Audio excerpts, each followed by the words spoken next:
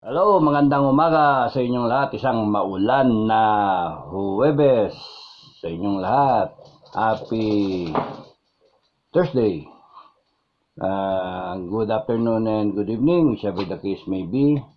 I hope you're all doing fine. Pagka may problema, relax lang. Enjoyin lang yung crisis. Dasal ang kailangan. So, alam nyo ba guys, nag-vlog ako kahapon nung in-upload ko na, tapos okay na sana, naiwan ko, nagulo ko internet namin hindi na-upload, so dinilit ko na yung file, hindi pala na-upload. So, nawala yung file. So, sayang, isang oras ako nagsasalita, wala rin pala, hindi so, take 2 ako ngayon. Pero nadagdagan naman yung yung mga chismis. So, totoo yung na successful yung resupply mission ng Coast Guard tsaka AFP sa Ayungin Shoal. Pero hinarang pa rin. Tapos nagsalita ang Chinese ambassador na kung humanitarian supply, okay lang, pwede. Paasip sila yung may-ari, no? Sila yung mga walang yan. Excuse me. Sila yung may-ari na parang magpapaalam pa tayo. Pero pagka construction materials, hindi talaga pwede papasukin. So, for humanitarian purposes. Animal yung mga yan Next time, subukan ninyong, alam nyo kung kung talagang inaano natin yan na paglalaban natin na atin yung sovereign rights o kaya exclusive economic zone, at meron tayong pinanghawakan na papel na arbitral ruling, bakit natin nahayaan na harangin tayo ng China? Iiwas tayo, humarang silang ganyan, tapos nandyan yung 2 barko, tapos tayo ganyan lang. Tapos iiwas tayo. Sampulan! Palubugin! Gera, lalaban ng China sa gera? Hindi naman makapag-gera China. Hindi niya kaya. Sa kondisyon niya ngayon, hindi niya kaya. Maganda, sampulan ninyo. Banatan ninyo. Warning shot. Kung lumaban, ayun na, upakan. Tapos, ano yung ginagawa ng air power natin, ng Air Force natin? Sana naka-standby. Tsaka bakit yung Coast Guard ang nag-e-escort? Hindi yung Navy natin mismo mag-escort. Trabaho ng Armed Forces Kasi unit ng Armed Forces yun nandun sa Ayungin Shoal bakit ang ginagasgas niya yung mukha ng Coast Guard? Magaling ang Coast Guard natin clap kala Tariela Abu, mga pinuno ng Coast Guard, Commodore Tariela at Admiral Abu.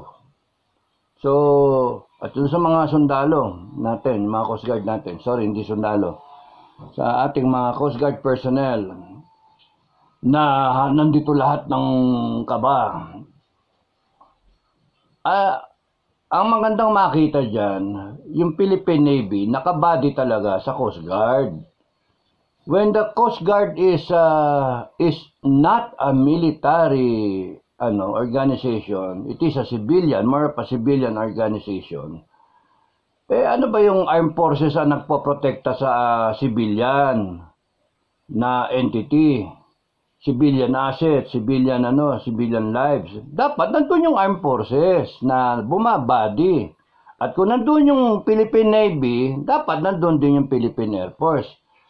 Okay, sabihin nyo, iniiwasan natin yung gulo. Lagi na lang tayong ganon, iniiwasan natin gulo, pero yung isa nakikipaggulo, hinaharangan tayo. Nakakainis na yung ganon. Sampulan nyo. Mga peoples in the armed forces, sampulan ninyo one time. Pagka humarang ulit sila sa next mission, upakan nyo. tingnan natin kung ano ang tapang ng China. Tapos ano yung hihingi tayo ng permiso sa kanila? Ano yan? Nahihibang? Hibang. Hibang ang ambasador. Dapat yan noon pa, pinersona non grata. Doon lang siya sa Palawan, sa Kalayaan na persona non grata. Bakit hindi sa buong Pilipinas? Bakit hindi sa Palawan? Sana buong Pilipinas. Kunwari pa siya na okay, tinatanggap namin yung appointment ni Teddy Boy Locsin, former DFA Teddy Boy Locsin. Kung mag-pronounce naman siya, dapat ina-encourage niya ang Pilipinas na i-resolve ang mga issues sa South China Sea or West Philippine Sea in a peaceful manner. Walang iya kayo. Bobo! Gonggong, hunghang. Kayo yung nagpo-provoke Kayo yung nambubuli tapos gusto nyo in a peaceful manner. Kaya nyo lang sinasabi yan. Kasi nga, napakita sa buong mundo yung video na nang water cannon kayo. Tapos, yun yung sinasabi ko, 2 steps forward, 1 step backward. Nang bully kayo, nakita ng buong mundo, nagpakita kayo na nagwa-water cannon kayo na malayo, pero ang pinakita ng Coast Guard nila Commodore Tariela, na tinamaan talaga direct hit yung barko ng na kinumisyon ng Navy na maging resupply ship. So, sinungaling kayo. Tapos ngayon gusto nyo kami, after na ipakita ng mga allies, Japan, Taiwan, South Korea, US, Australia, Canada, Germany, lahat, pati NATO countries na nag-i-issue ng support. Tapos ayan na, meron ng mga fighter jet, may mga barko na dumadating at meron pang ibang commitment. Ngayon, sasabihin nyo, the Philippines should settle the dispute in a peaceful manner. Mga loko-loko kayo, mga traidor. Yung kayo, traidor. Doble cara. Magsasalita kayo na peaceful manner pero yung ginagawa ninyo sa ground, iba. Nangaharang kayo, nambubuli kayo. Kaya nga Philippines, mahal kong Pilipinas, hindi na dapat tayo makinig sa mga ganyang salita. Sa akin nga, dapat i-persona ng grata yung ulol na yan yung tao na yan. Masyado yung ginagawa niya trabaho niya, binabayaran niya para magsalita ng ganyan ba't natin ito-tolerate yan? Nandito yan sa atin. Dapat yan policy na. Tapos wag niyo pakikinggan yan. Sinungaling yan, tsaka traidor. Kung ano-ano sinasabi. Paano hingi tayo ng permiso? Hingi tayo ng permiso na mag-deliver tayo ng supply. Gago pala sila Palubogin nyo yung barko. Yun ang haharang, lahat ng haharang, palubogin nyo. Masyado tayong cool na cool. Masyado tayong Rio. Ito na naman yung aso nag-iingay. Do not be Rio. Naglalandi kasi. Sorry. Ang doon, hayaan lang natin sila na na pangit Hinahayaan natin na harangan tayo, binubuli tayo kung ano-ano sinasabi nila na dapat magpapaalam tayo. Hindi inaprubahan nila yung humanitarian reasons for humanitarian reasons na resupply. Pero bakit sila nangaharang? Di ba? Doble cara. Kaya nga, hibang. Nahihibang yung Chinese ambassador. Nahihibang yan. Walang katorya-torya yan. Dapat yan, wag nang pakinggan. At saka kung mas maganda, sundan natin yung Kalayaan na Barangay Kalayaan yung taon ng Kalayaan sila pinersona ng grata siya Mas maganda, buong Pilipinas, persona non grata. Masyadong matapang. Eh, dapat yan. Nasaan ba dito yung mga ano? Subukan mo, ilagay mo yan sa loob ng bilibid eh. Kita mo kung di yan na ano eh. Natameme yan eh. Natauhan. Labang mga ano dyan, nadudukot dyan. Baka tayo pa nang pa-provide ng security dyan, ano? Oy, nako. Matapang masyado yung tao na yan. Masyadong akala mo kung sino eh. Hindi dapat na hinahayaan magsalita ng ganyan. Dapat on the spot. Inaano siya, binabara siya. Tignan mo kung ginagawa ni Commodore Tariela. Very good, very good. Sa interview. Very good. Kino-correct nila yung sinasabi. Kaya nga ano eh. Philippines, beware. Ang ano talaga sa atin, sampulan. Matagal na nating hinihiling yan. Sample. Pakitaan na natin sila ng konting konting B ng balls, no? Konting tapang. At saka yung katwiran naman natin. Atin yung area eh. Di ba? Within our economic zone, 100 kilometers away from biyahing Manila to Daong o Clark. Imagine, ganun lang naman yung yung layo. Tapos nun sa kanila 600 kilometers, ang layo-layo. Bakit ganun? Layo-layo Tapos sa kanila yan. Tapos makikiusap tayo, tapos gusto nila tanggalin yung yung barko. No way. Akala nyo. So, ano yan? Nasisiraan ng bait. Hunghang. Nababaliw yan. At saka na hindi dapat pakinggan yung ambassador na yan. Lucia Borata. Tama ba? Sorry, pagkamali Lucia Borata, salute to you, sir. Parang sa tamang proseso ay katarungan. Ano ba? Saan niya kinamit yun? Hinamon ko ng barilan ang 5 pulis, Bida 23. Yung mga di pa nakakapanood niyan, panoorin ninyo kung gaano ko walang yan noon. Sorry sa mga pulis. Pero yung mga walang yan pulis, animal kayo. Di ba? Yung mga walang yan pulis, huwag kayong magpapatsyempo sa akin at sasamain talaga kayo sa akin. Pero yung mga babait na polis, yan ang dapat igalang, di ba? Hindi naman lahat tarantado May maraming mababait na polis. Yan ang igalang. Nasisira sila dahil sa mga tarantado na polis Pagaya nun, walang warrant of arrest. Walang niya. Pukpukin mo ng 45 yung ulo ng tao ko. Ano kayo? Civilian yun, hindi yung sundalo. No, pukpukin niya ng 45. Kamag-anak pa yun ng aking brother-in-law. Kamag-anak pa yata yun, Tapos kamag-anak din ng polis. Sira ulo kayo. Doon pa kayo mag-aanuhan doon sa peryahan, very public yung place. Papasok kayo, pulpak. Tapos nandun yung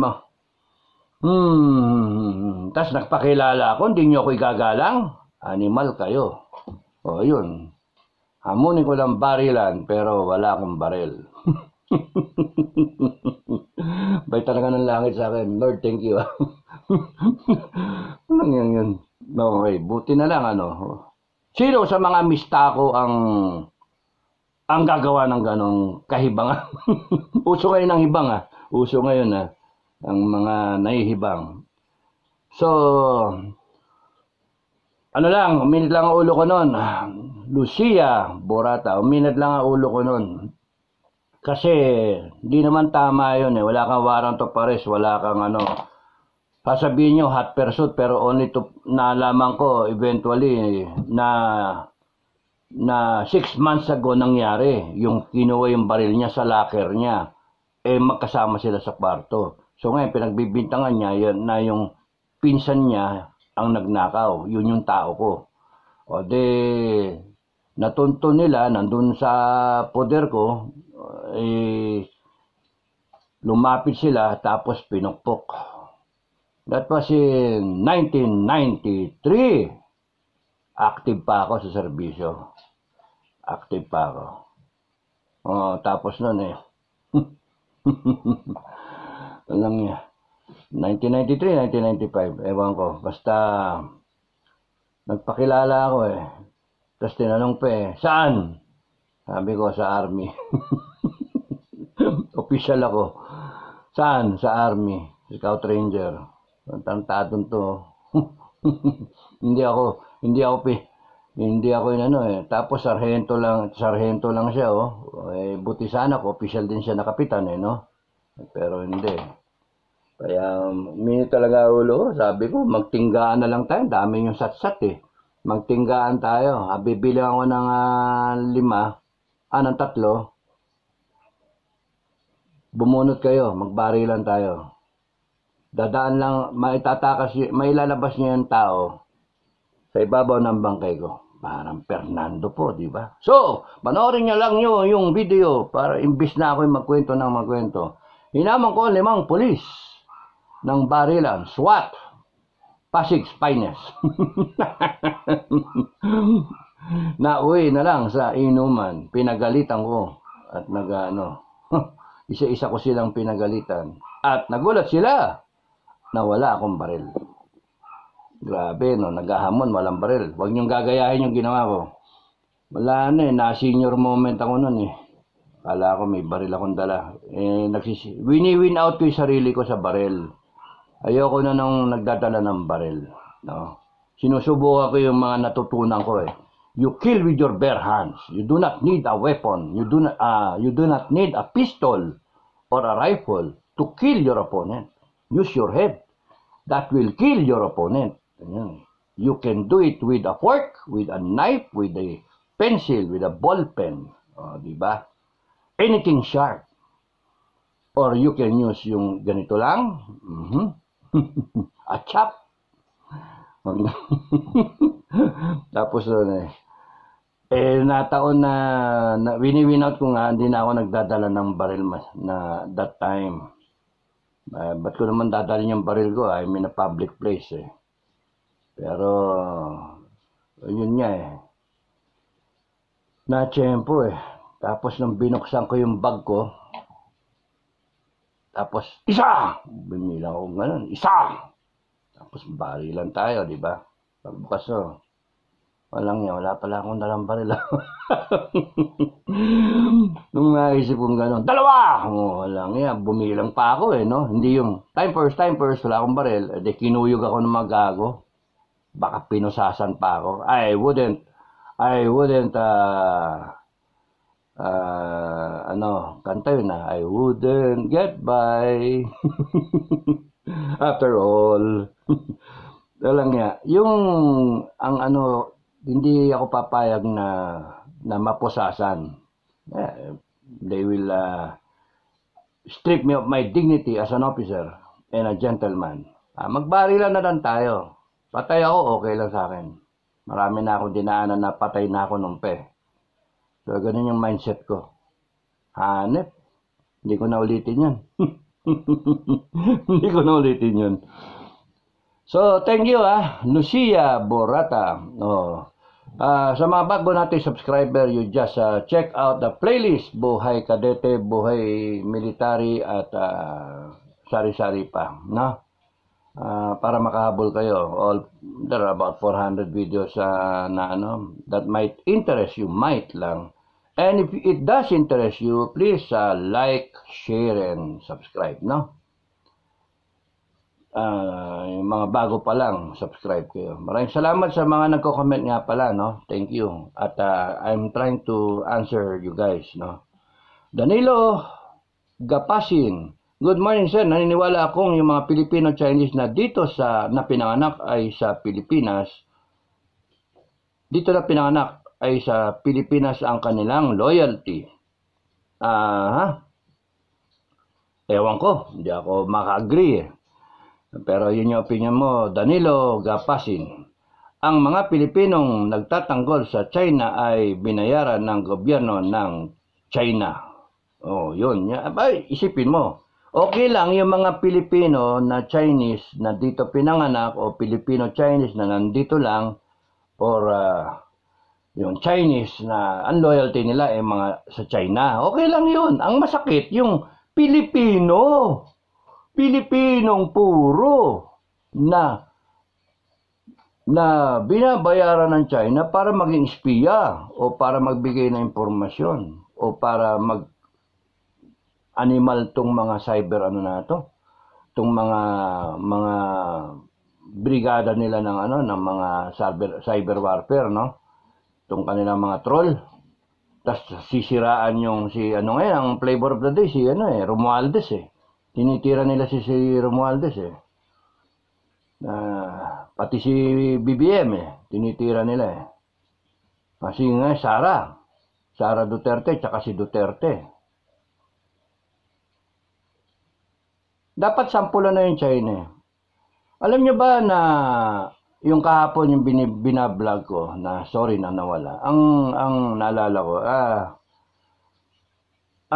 isang pagkakamali ng China, pwede siyang maging pizza pie. Na sana nga magkamali Isang pagkakamali ng China. Kaya ngayon makikita mo yung kilos ng China, medyo laid back siya. No, nangaharang pero hindi siya nag-water cannon. Yung ganon. Nagsasalita na siya na daanin natin sa peaceful means. Pwede naman pag-usapan yan Pwede naman kayo mag-deliver ng provided, may provided pa di ba? Hibang yung gago So, ang isang pagkakamali, isa lang pagkakamali, yari ang China.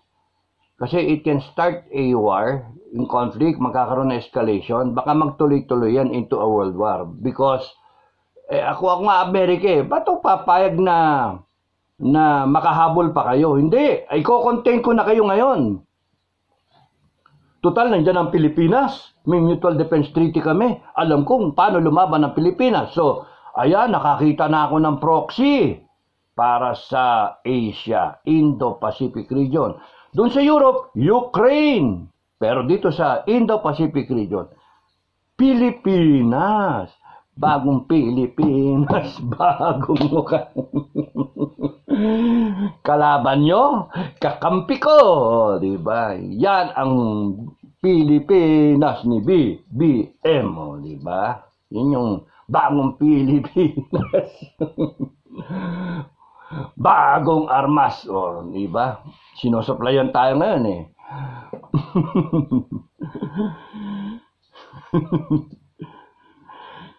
Pagka nagkamali lang ang China, spark yan, West Philippine Sea, gera yan. Pilipinas, forefront. We've got your back. Supply, supply, supply. Tayo naman, uto-uto. Sige, lusob, first wave, second wave, lusob. Kaya defense officials, please lang, train our reservists. Para na may fighting chance naman sila. Okay lang sa akin yung magkaupakan. Okay lang sa akin yun.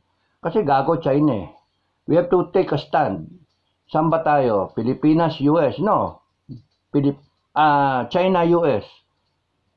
Hindi. Doon tayo sa Pilipinas. Ngayon, ang interest ng Pilipinas, sinasapawan ng China. Ngayon, yung interest ng US, iba sa interest ng Pilipinas. Pero nagkataon, there is a meeting ground, na common ground, na pwede, sige. Tapos, pa-proxy kami? Hindi, side by side tayo. Magkupakan tayo, sige. Tatapang kayo pagka nandiyan kami. Pwede, side by side tayo. Bigyan nyo kami ng armas. Bigyan nyo kami ng diba? Wala na kayong babayaran. Bigyan nyo, armasan nyo kami ng armasan. 350 million kayo, ayaw nyo lumaban. Kami, 100 million lang. Uubusin nyo kami. Ubusin natin yung China. Yan ang nakakatakot. Kasi, pagka nagkamali ang China, magkakaupakan, Pilipinas ang mahiharap because of that Mutual Defense Treaty. And as I explained in the previous vlogs na kaya tayo nagkaroon ng Mutual Defense Treaty, nakita na Amerikano, the way we fight. Yung resilience natin, yung ating pag-a-adapt sa situation na kahit wala ng bala, wala na lahat, pero lumalaban pa rin. Retreat na nga yung order sa Korea, pero lumaban pa rin. We accomplished the mission. That's what we are. We are focused as a people when in terms of military adventures, no? So, okay lang, gagawin tayong proxy talaga ng Amerika. Ngayon, kung ang gusto ng mga pinuno natin ay ganon, might as well maximize. Hindi yung okay ng oo, tapos nun, wala naman tayong purbetyo. Sige, gawin nyo kaming proxy. Kasi it has to end. Na pagka nagkaroon ng gera, I'm sure na matatalo ang China. No, if it happens now, dyan ang Japan, South Korea, lalaban ng South Korea sa North Korea, sige sila mag-ubusan, tapos Taiwan, and then kakampi natin yung Vietnam, Thailand, all the rest. Tapos noon kung meron alay ang China, magkakaupakan din doon. Tapos Malaysia, Indonesia, US, the rest of Europe, atin, Australia, di ba? Wala, ubusan China. Tayo nga lang sagot na natin yung 1 billion sasagutin na natin dyan. Ngayon, tignan nyo yung population ng China, 1.4 billion. Ilan doon ang matanda na? It is an old population. Not kagaya nung atin. We have a young population. Ang dami nating 18 to 60 Sa kanila, panay mga maraming mga senior, sobrang senior. 70, 80, ganon. That's why yung 1.4 billion na yun, namumroblema rin sila. Na yung demographics nila, namumroblema sila. Now, kung palagay mo nang may 1 billion sila, 400 million, kunyari yung not of fighting age, 1 billion kunyari yung ilan doon ang gustong lumaban. Kaya nga sabi ko nga, yung mga sniper na ito-train natin, huwag niyong patayin. Loss of body part lang, ambisyonin ninyo. And para uwi siya sa mainland, kahit sabita siya na sandamakal na medalya, makikita putol yung paan niya. Yun yung mga maganda para matakot ng lumaban yung iba. Ang dyan, magkaroon ng gulo, magkaroon ng regime change, magkaroon ng protesta yung mga tao. So, talon China. Pagka natalon China sa Sputnik gang, no? Tung ating mga barkadahan ng mga ng mga Western powers, no? Paghati-hatian ng China, parang pizza pie. Ano yung hilingin natin? Siyempre, atin lahat ng doon. Lahat ng bases na 7, atin na yon. Mischief Reef, atin yan. Atin na lahat yan. Vietnam siguro, kukunin niya yung parting Paracel Islands, di ba? Yung Hainan, baka atin na lang yung Hainan para maglagay tayo military base doon. Lagyan natin lahat ng missile. Mapaparte China. And then mawawala ang ng China.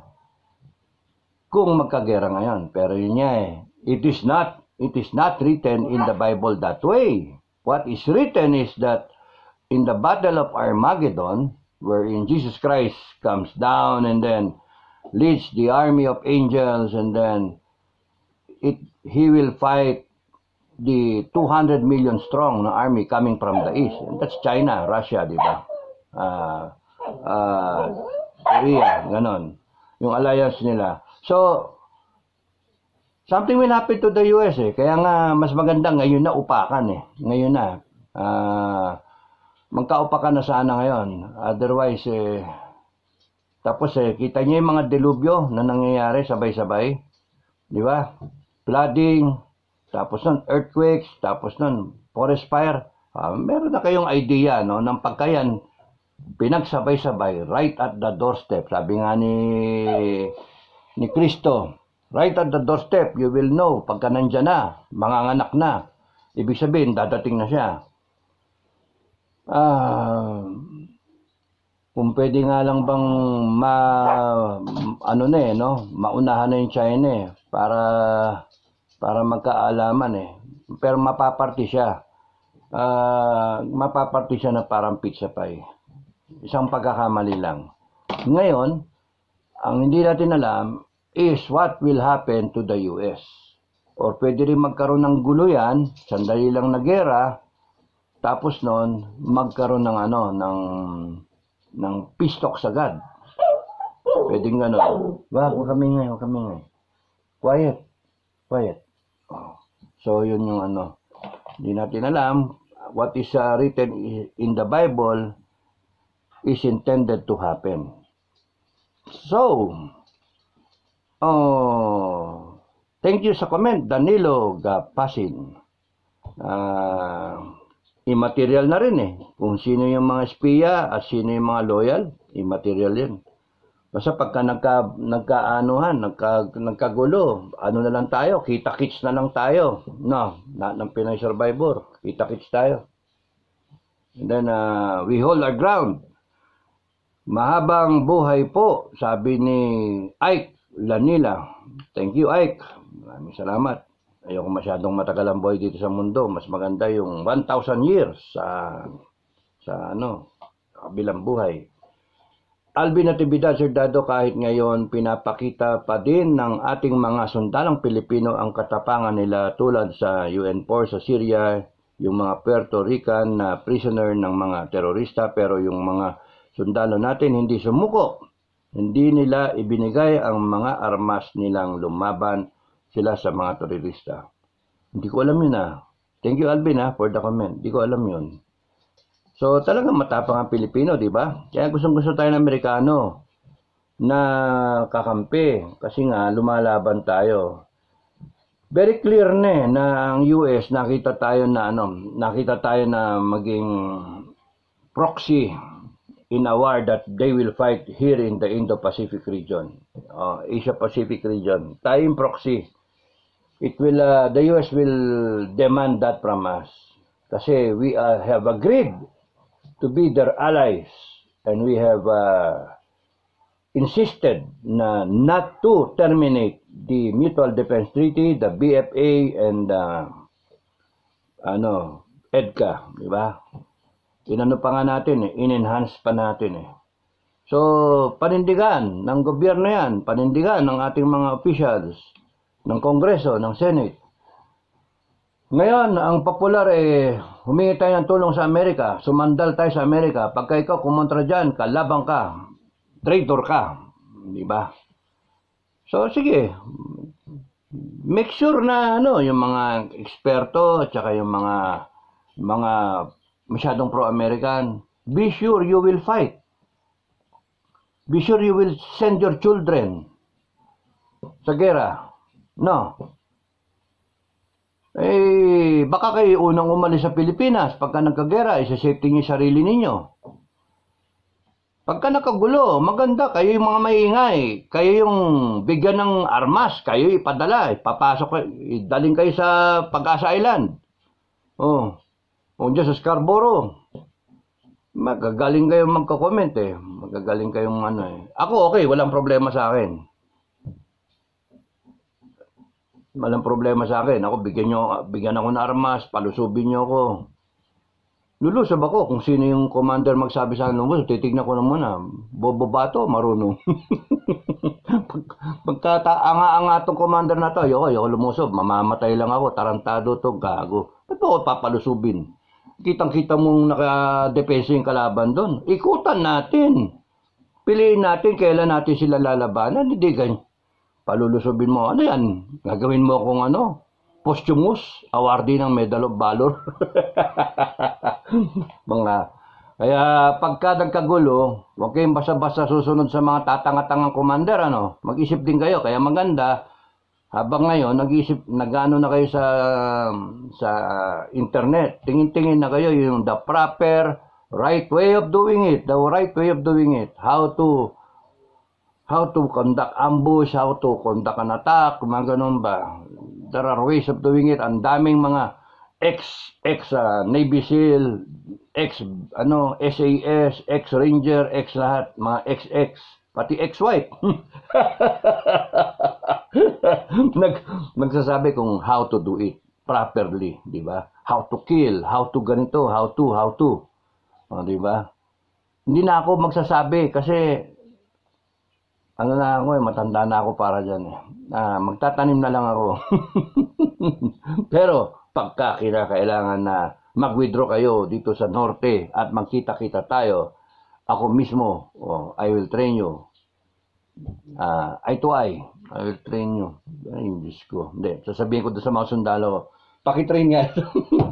Pakitrain nga itong mga to. Kung makakakita kayo. Gusto nyo, 1 week lang, crash course. At the end of this 1 week training, you will, 1, know how to kill an enemy. 2, know how to properly kill an enemy, and what are the options in killing the enemy. When to strike the enemy, when to hit them hard. Yun lang.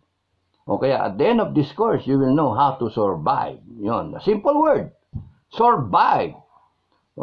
You will survive by eating, killing. Ay, nako, ba't tayo napunta doon? Kim MMB, thank you, sir. Yung mga Pilipino na masyadong maingay at matatapang na magkontra sa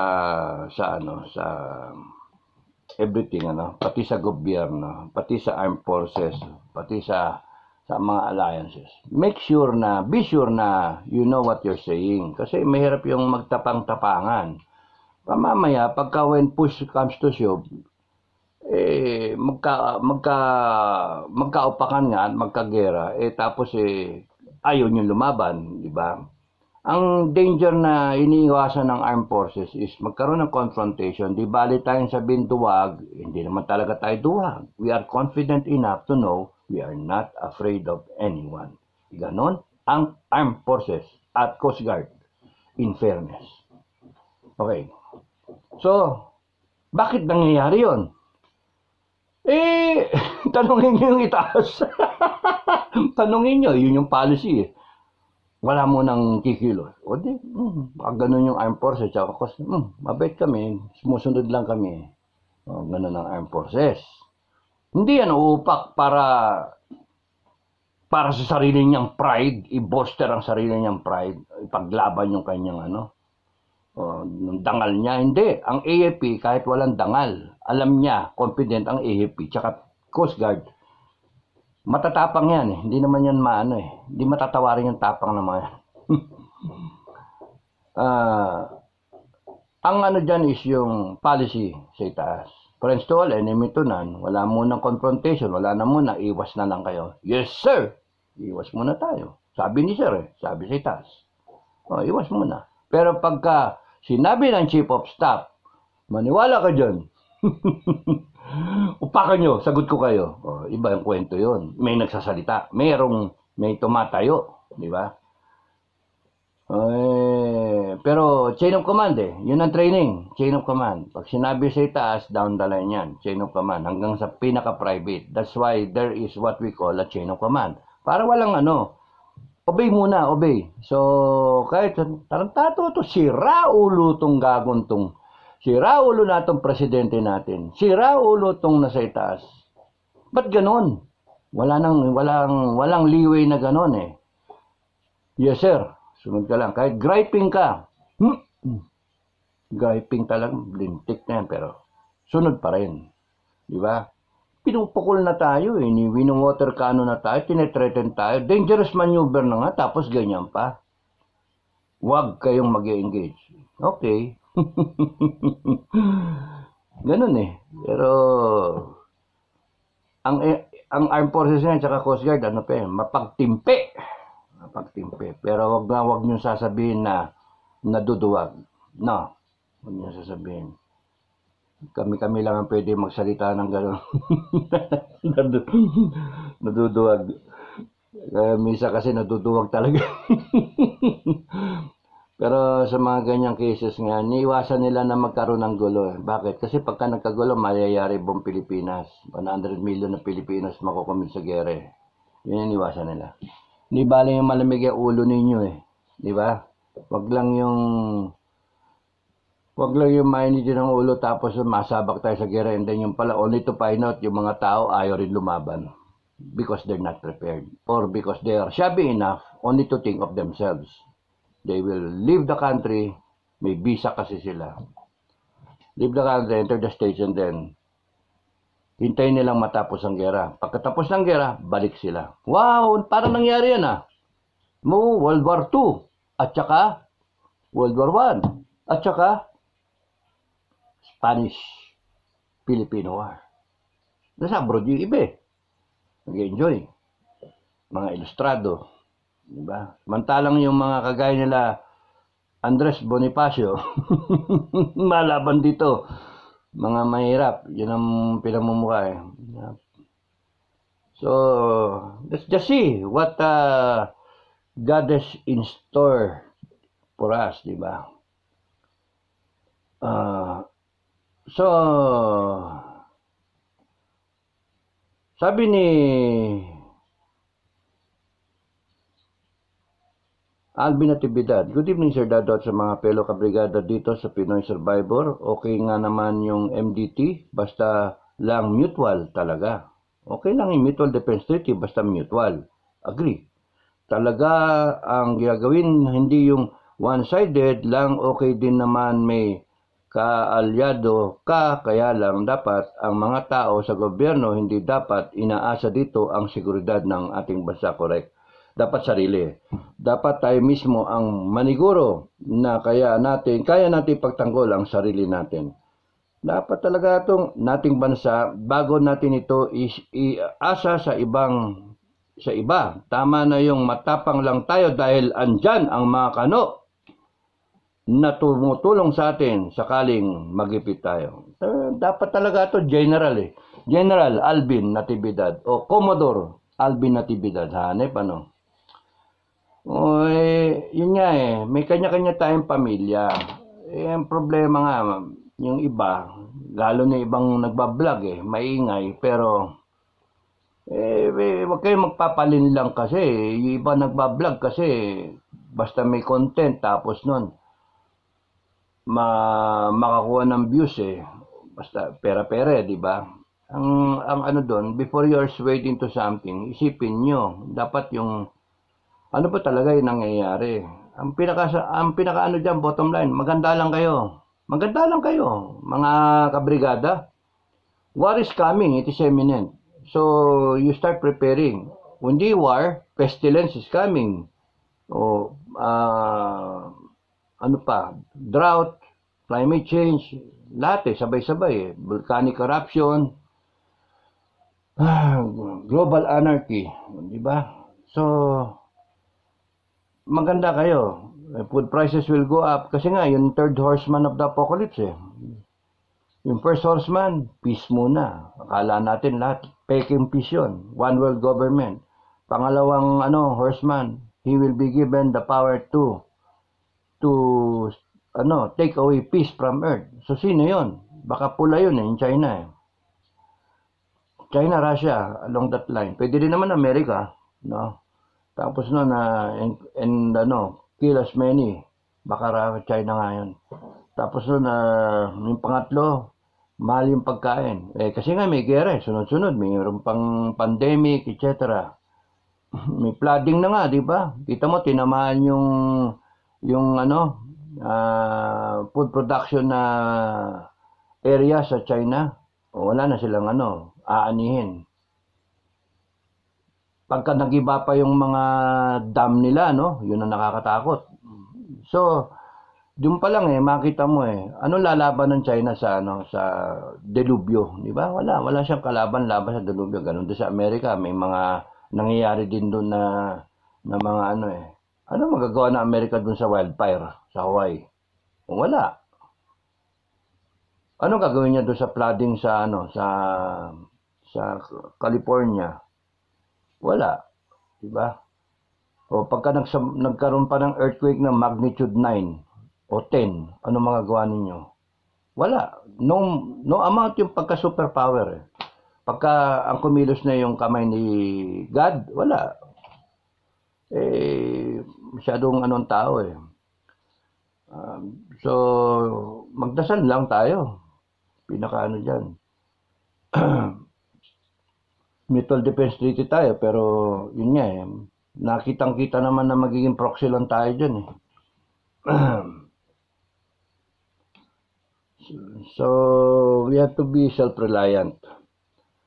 User, Zolf Echo 2 India Golf, Niner, Charlie X-Ray 4 Quebec. Ang hirap basahin ito. User, Good evening, sir. Yun lang.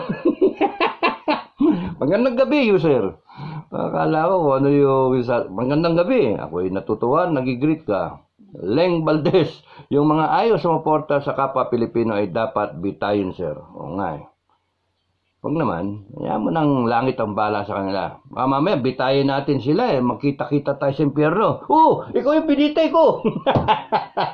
Ikaw yung bumitay sa akin. Ano ngayon? Pare-pares tayo yung sinisigaan, di ba? Hayaan mo na, bala na sila. Sa alang-alang nyo na lang. Kaya nga ako minsan naisip ko yung Department of Liquidation eh. Hayaan mo na lang sa langit na lang ang problema sa kanila. Nandiyan na may maanghel eh. Basta tayo, we accept God and we accept Jesus Christ, Creator and Savior, di ba? Holy Spirit, our guide. Yun lang naman hinihingi sa atin, minimum requirement, you live a Christian way of life. Yung mga hindi believer, yun ang delikado. Leng Valdez, happy and blessed Tuesday morning, sir, at sa mga kabrigadang Pinoy Survivor, God bless us all. Thursday na. Sorry, kasi nga nagkaroon ng problema sa internet kahapon. Roy Tabliso, wow, fantastic analysis, sir. Iking, you gave us a profound insight of the Philippine history. To all survivors, God bless us all. Greetings from London, lahat ng taga London. Magandang umaga sa inyong lahat. Hang loose, easy lang kayo. Roy Tabliso.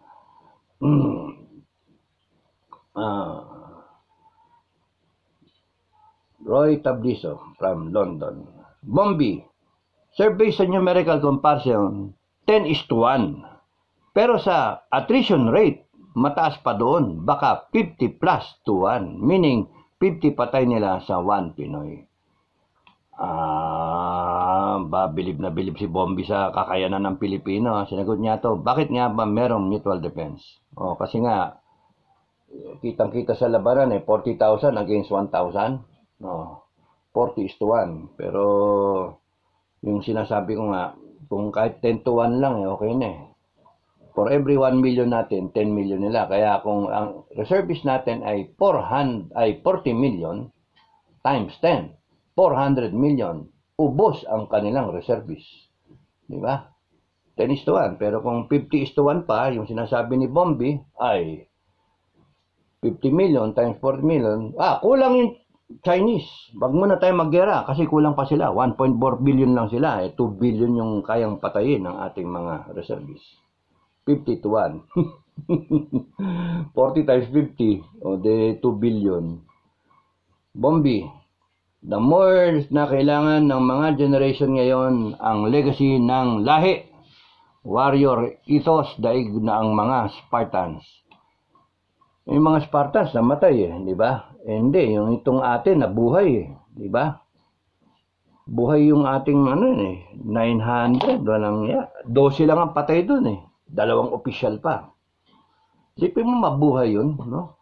900. Swerte naman Pagka talagang equip ka, may bala ka, at saka may training ka, pwede ka lumaban. Pero sa ngayon, yung mga reservists natin, hindi kayang lumaban. Maupakan tayo. Yun lang ang minimum requirement.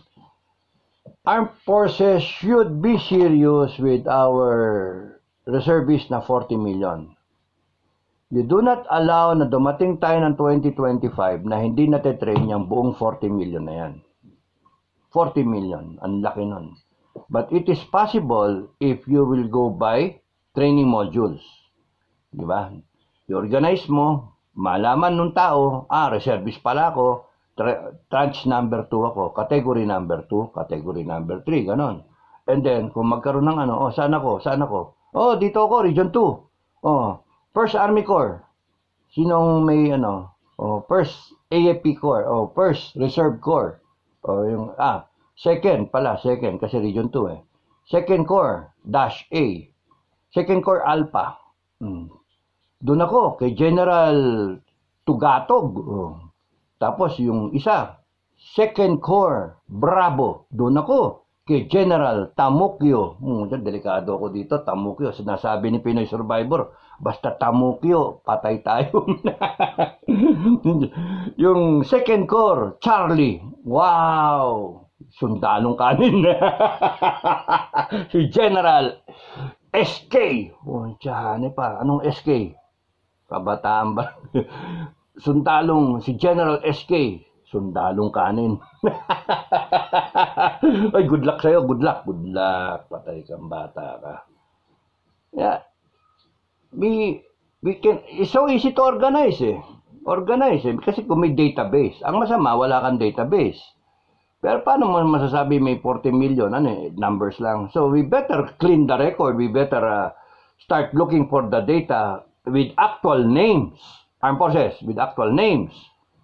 And then, actual locations. Saan sila? Region 1, 2, 3, 4, 5. Nasaan kayo? And then, ilan? And then, how many corps can be assembled? If, for example, one corps is how many contingents ba? How many divisions? How many brigade? O, di ba?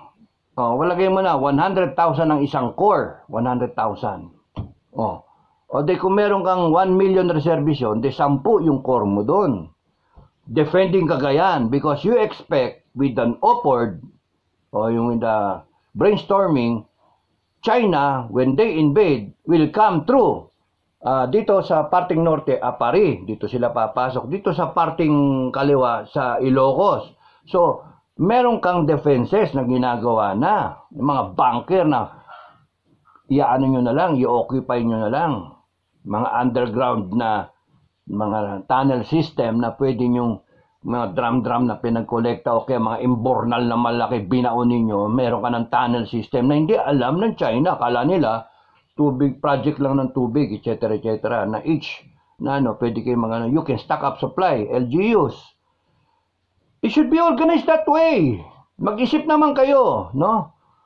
So that, pagka ano na, may organization ka, meron kang module lang. You have, from 2023 to 2025, that's more than enough time para sa akin. That's more than enough time to start organizing, to train the people. And then, mag-schedule ka na lang ng every now and then, o every quarter, first batch, second batch, third batch. You train the trainers muna. Style private. Na private sector. You train the trainers. And pagkatapos nun, i-cascade nyo. Quality. Meron who will see na tama yung training. Make sure na yung mga trainers talagang properly sila naintindihan. Walang mali na makakascade. So, ganun. So easy. And then, susunod na yung supply. So, dapat, yung ano nga natin, itong Senate natin, pondohan ninyo, bato. Pondohan ninyo,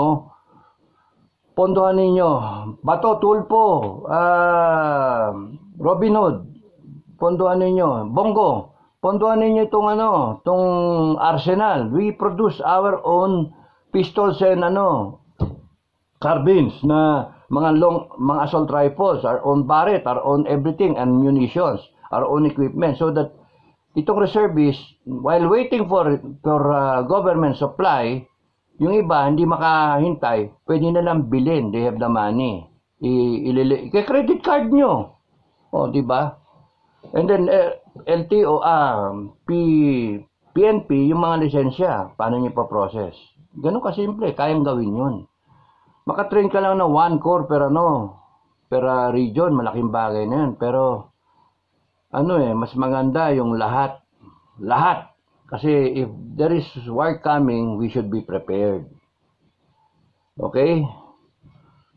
Armed Forces. Dapat pala, magkape-kape kami ni Omet Browner, no? Magkape kami, no? Busy yung tao, eh. Yung nakikinig na lang na malapit sa kanya, bulong nyo lang kay Omet.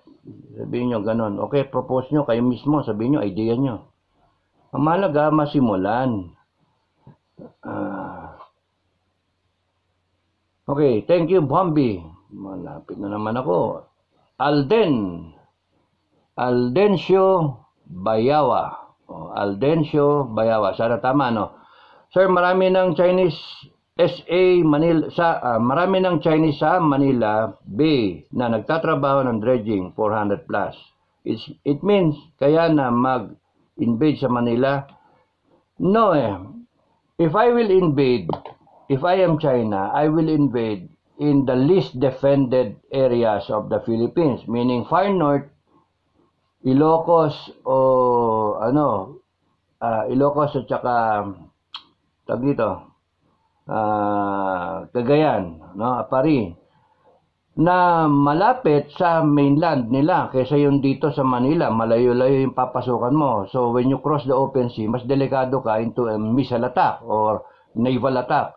Kung mula dito ka manggaling sa Taiwan, kung nakuha nila yung Taiwan, tapos konting tawid lang ayun di ba? Batanes na and then Cagayan. So they can continue landing and landing troops and then you gain a foothold. Tapos nun, abante kayo. Ganun ang ginawa ng Hapon So, pasok lang kayo. And then, bahala kayo mga magde-defend sa Manila. Pwede nga i-bypass nila yung Maynila. Kasi pwede silang dire-diretso, marurot sila hanggang Bicol. Diba? Kundi kaya ikutan nila dito sa side ng Pilipinas, dito sila sumaksak sa may Quezon o kaya sa Bicol. Basta magko-converge lahat sa Manila. Pwedeng ganun The idea is, you establish a foothold and then you work your way inland. But once you have a foothold, you pour in all those tanks, lahat ng supplies, etc. And then you capture a few airfields, you can land your planes there. So ganun kung conventional warfare. But they have to first eliminate yung EDCA sites. Okay. Yun yung doon, candidate. Kaya nga magnet Magnet yon. That's why, America naman will not allow na maupakan yung EDCA sites. Ang role natin Pilipinas is, hayaan mo lang yung America, sige, lagay nyo lahat ng gusto nyo ilagay dyan. Basta, ang requirement ko lang, hindi yung, it will not be used for offensive purposes, gaya yung sinasabi ni BBM. Nandyan na rin lang kayo, pumayag kayo sa EDCA, wag na tayo maglokohan. Wag tayo maglokohan. Ang natin, ang gawin natin, ang EDCA, para sa preparasyon niyan na makakilos agad ang US. Yun yung totoo. Wag na. Hindi yung, it will not be used for offensive purposes. That's baloney. Di ba? Sabihin yung totoo sa tao. Kaya ang akin, kung nandyan na rin lang ang EDCA, since it is a magnet, you might as well tell the Americans, ilagay nyo lahat yan. Gusto nyo, lagyan nyo pa ng nuclear weapons yan Lagyan nyo ng ballistic missile. Lagyan nyo lahat, itutok nyo lahat sa China. Lahat ng interceptors, ilagay ninyo. Lahat ng aeroplano nyo, ilagay nyo. Bomber, etc. Stealth bombers, para, pagka mag-atake sila, magnet nga kasi, ma-i-intercept. And then you can now retaliate or you can use it to preempt a Chinese invasion. Di ba? Doon tayo sa yung tamang barahang karta, hindi yung magpapapusoy tayo. Sigurista lang ba? Nandiyan na rin lang gamitin natin properly. Hayaan niyo yung Amerikano na and then mag-coordinate tayo. Ano ba? What's your strategic plan? What's your game plan? Ganito, ganyan. O ganito rin yung amin So how can we make it work?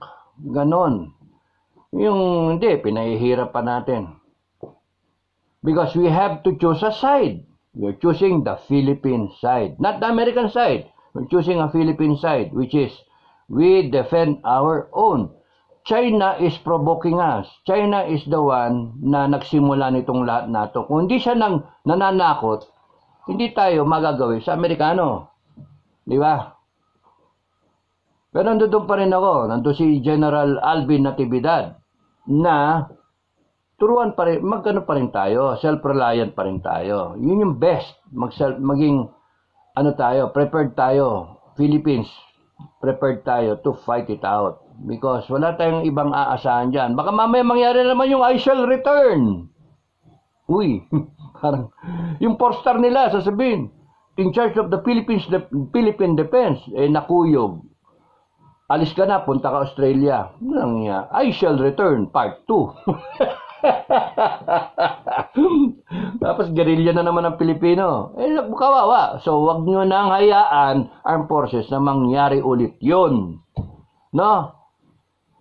Nung magkakagera na, lulusob na yung Japan, nagsisimula pa lang mag-training ang mga Pilipino. Kaya nga nung nagkaupakan na, how many days para matuto kang bumarel, hindi ka nga marunong magsipat-sipat ganyan.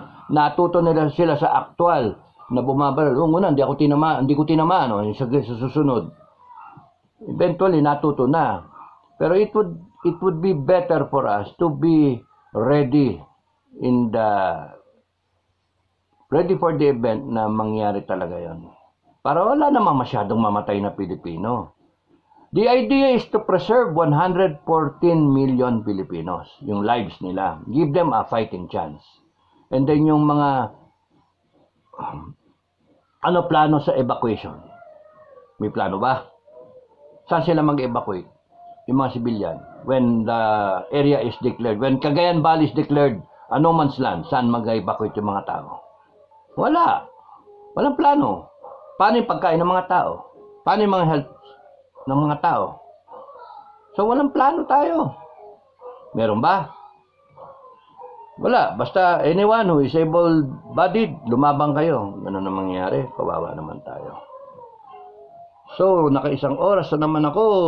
Sobra-sobra na naman. Okay, thank you. Aldencio Bayawa. You, sir. God Zulu, 1 week.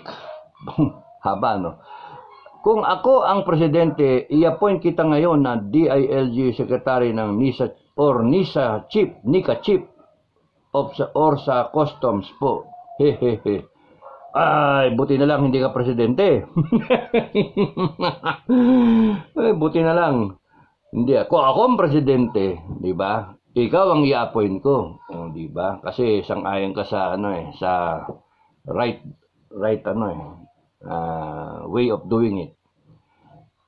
Maraming salamat, user, sa pagkabilib mo. Natutuwa naman ako, much appreciated. Maraming salamat. Pero ayoko ayoko ng ganyan kasi power corrupts people, di ba? Ang sa akin lang, tatanggapin ko lang yung mga ganyang pwesto pagka meron mga bullet points na non-negotiable na hihilingin sa appointing authority. Kung ikaw man o kahit sino man. User, ang sasabihin ko lang non-negotiable. So, hindi ko pa naisip kung ano yung mga non-negotiable na yun. Basta pwede kong patayin lahat ng tarantado. Ganon. User, napaka-talinong sundalo talaga ni Sir Ricky. Bilib na bilib ka sa akin, Lagi kitang pinapanood bago matulog sa gabi. Maraming salamat. Baka ingat ka, baka mabangungot. Romel of CDO, mga taga-CDO, magandang umaga sa inyo. Maraming salamat. User, at sa suporta, maraming salamat. I'm much appreciated. Kung gabi-gabi mo pinapanood, at least meron kang pang isang gabi, 400 videos, di ba? So, I'll try to publish every day. Hopefully, napakatalinong sundalo talaga. Tuwa naman ako sa iyo. Ganun na ako, nag-vlog ako ng konti, matalino na, Thank you, Maraming salamat, user, at sa inyong lahat. Okay. Alvin Natividad, sir, sa last ko na. Sir, saya mga analysis ko sa ganyan ang mga ang analysis ko sa ginagawa ng Pinas sa China ngayon. Nagpapabuli sila pero ipakita sa buong mundo na gaano kasama ang China. Kaya ngayon, ang tingin ng buong mundo, salbahe talaga ang China at bully. Lalo tuloy dumadami ang kalaban niya at nagagalit sa kanyang ginagawa sa WPS. Thank you, Alvin. General Alvin talaga ito No matter what is the case, kung ano yung naging strategy ng Pilipinas, one thing is certain. Ang tingin niya talaga ng buong mundo ngayon, na tanso sila ng China. Akala nila, ang China is all trade and then yung Belt and Road, nila, ek nila, yung Silk Road nila, is all baloney. May death trap sila, tapos noon mayabang sila, and it's building up its armed forces to conquer. Yun. Kasi kitang-kita sa actions nila. So whatever is yung ugali ng China, whether right or wrong, kitang-kita sa actuations nila sa Pilipinas. Kaya, bottom line, hindi pwedeng pagkatiwalaan ang China as a whole, as a country, yung party nila, yung ruling party, hindi pwedeng pagkatiwalaan. Enough talks already. We have to look into yung welfare ng Pilipinas. Hindi pwedeng friend kami sa iyo kasi gago ka. We only treat friends kung ang trato sa amin, kaibigan talaga. Hindi, yung ginagawa mo sa amin, hindi. Masahol pa sa kaibigan ginagawa. Masahol ang ginagawa nyo sa amin, kaya mali. Okay, so with that, we should beware. Beware. Yun ang stand natin with China, no? Kasi anytime pwedeng pumutok yan. And we should prepare. Maraming salamat sa inyo, sa inyong lahat at sa papakinig. Please like, share, subscribe. At sa inyong lahat, happy Thursday. God bless everyone. Bye-bye!